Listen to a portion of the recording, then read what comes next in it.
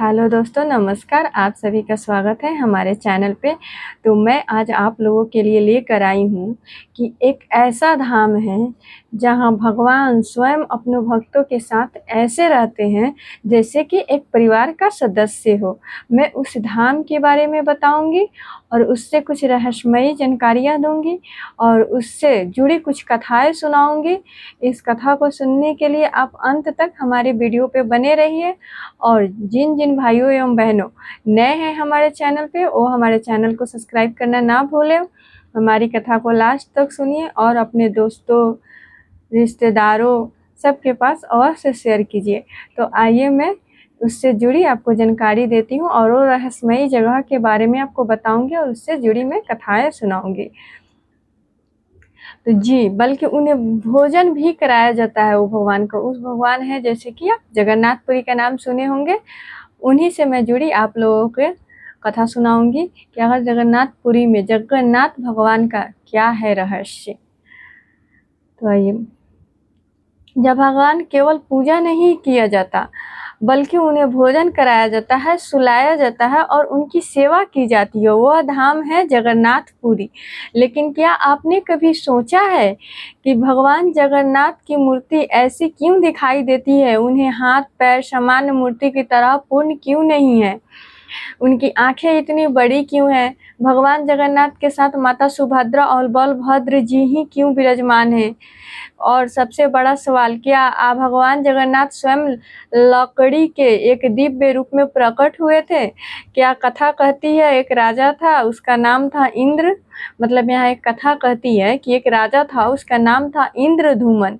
वह भगवान विष्णु का परम भक्त था। एक दिन उसे एक ऐसे भगवान के बारे में पता चला जिन्हें कहा जाता है नील माधव। राजा ने संकल्प लिया, जब तक मैं नील माधव के दर्शन नहीं करूंगा तब तक मेरा जीवन अधूरा है। और यहीं से शुरू होती है भगवान जगन्नाथ के प्रकट्य की अद्भुत कथा। तो आइए भक्ति से भरकर बोलिए जय जगन्नाथ। तो बहुत प्राचीन समय की बात है, एक महान राजा था इंद्रधूमन। राजा के पास धन था, संपत्ति थी, राजमहल था, सेना थी, लेकिन उसके हृदय में सबसे बड़ा स्थान था भगवान विष्णु जी की भक्ति का। वह रोज भगवान की पूजा करता, साधु संतों के साथ सम्मान करता, गरीबों की सहायता करता और हमेशा भगवान के दर्शन की इच्छा रखता।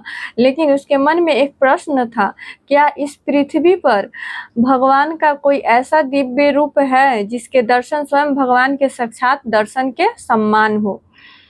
तो एक दिन राजा के दरबार में एक यात्री आया। उसने कहा, महाराज, मैंने एक ऐसे दिव्य भगवान के दर्शन किए हैं जिनका नाम नील माधव है। राजा चौंक गए। उन्होंने कहा, नील माधव कहाँ है? यात्री ने कहा, एक गुप्त वन में।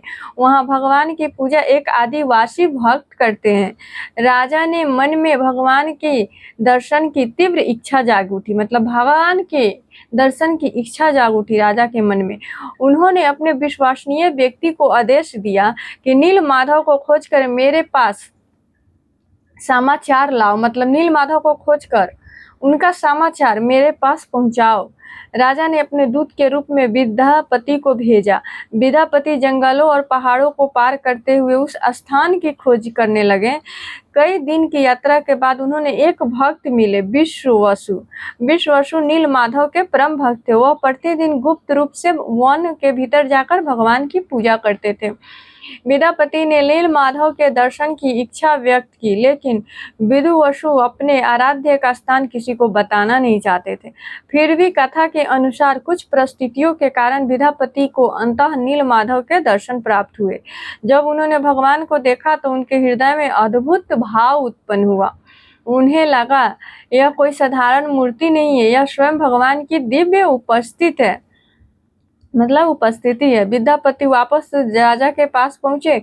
उन्होंने कहा, महाराज, मैंने नील माधव के दर्शन किए हैं। राजा की आंखों में आंसू आ गए। उन्होंने कहा, मुझे भी उनके दर्शन कराओ। राजा स्वयं उस स्थान की ओर चल पड़े, लेकिन जब राजा वहां पहुंचे तो नील माधव वहां नहीं थे। राजा इंद्रधूमन बहुत दुखी हुए। उन्होंने भगवान से प्रार्थना की कि हे प्रभु, यदि मेरी भक्ति में सच्चाई है तो मुझे अपने दर्शन अवश्य दीजिए। राजा ने तपस्या की, प्रार्थना की और अंततः उन्हें दिव्य संकेत प्राप्त हुआ। भगवान ने उन्हें बताया कि अब उनका प्रकट एक नए रूप में होगा। एक दिन समुद्र के किनारे एक अद्भुत विशाल लकड़ी का टुकड़ा दिखाई दिया। उसमें दिव्य चिन्ह थे। राजा को समझ आ गया यह साधारण लकड़ी नहीं है। कथा परंपरा में इसे दिव्य दारु ब्रह्मा कहा गया है।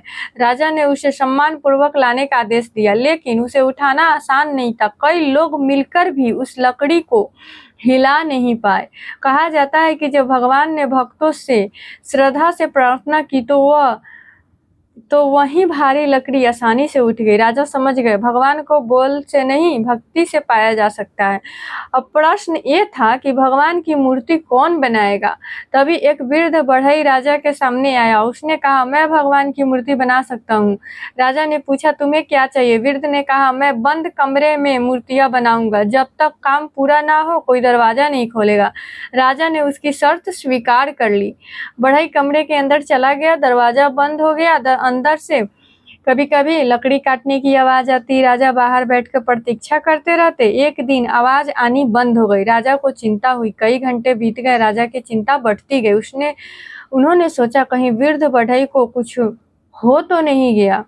राजा अपने आप को रोक नहीं पाए। उन्होंने दरवाजा खुलवा दिया और जैसे ही दरवाजा खुला वह वृद्ध बढ़ई वहां नहीं था, लेकिन सामने तीन दिव्य मूर्ति थी। भगवान जगन्नाथ, बलभद्र जी और माता सुभद्रा।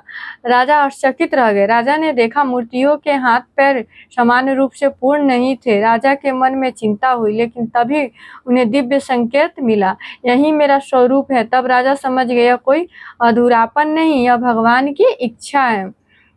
भगवान जगन्नाथ की विशाल आंखें भक्तों को विशेष आकर्षित करती है। भक्ति परंपरा में इन आंखों को भगवान की सर्वव्यापक दृष्टि का प्रतीक माना जाता है। मानो भगवान कह रहे हो कि मैं अपने प्रत्येक भक्त को देख रहा हूँ, चाहे भक्त मंदिर में हो या दूर किसी गांव में। भगवान की दृष्टि सब पर है। भगवान जगन्नाथ के साथ माता सुभद्रा और बलभद्र जी विराजमान हैं। बलभद्र जी भगवान कृष्ण के बड़े भाई और सुभद्रा उनकी बहन। इसीलिए जगन्नाथ धाम में भगवान का स्वरूप एक दिव्य परिवार के रूप में दिखाई देता है। धीरे धीरे भगवान का मंदिर स्थापित हुआ और यह स्थान बन गया श्री जगन्नाथ धाम। हिंदू परंपरा में पुरी को 4 प्रमुख धामों में से एक नाम माना जाता है। भारत के 4 धर्मों की यात्रा में पुरी एक विशेष स्थान है। जगन्नाथपुरी की एक विशेष पहचान है महाप्रसाद। भक्तों की मान्यता है कि भगवान को अर्पित भोजन प्रसाद बनाकर भक्तों तक पहुंचाया जाता है।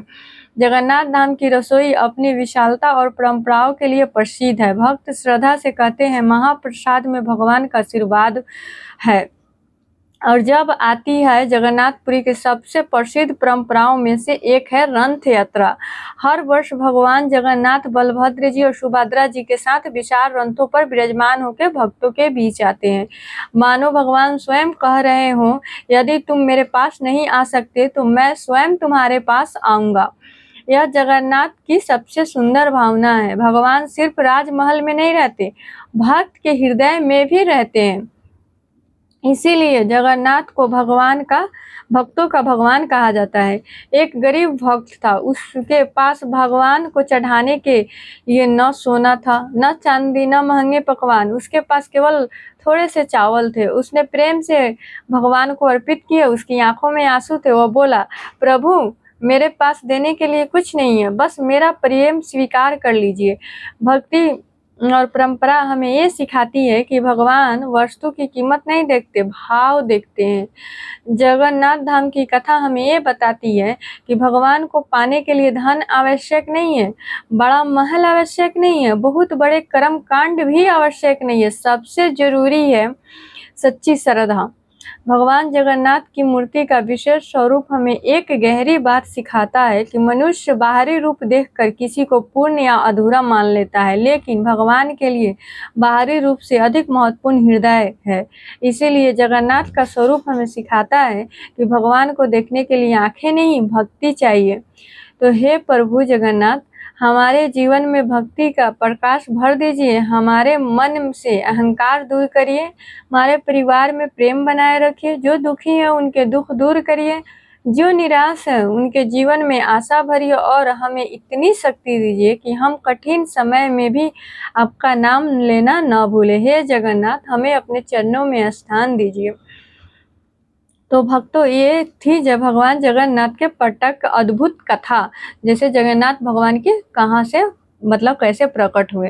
अगर आपको ये कथा अच्छी लगी हो तो लाइक और शेयर अवश्य कीजिए और हमारे चैनल को सब्सक्राइब करना ना भूलिए। तो आइए एक बार प्रेम से बोलिए जय जगन्नाथ भगवान की।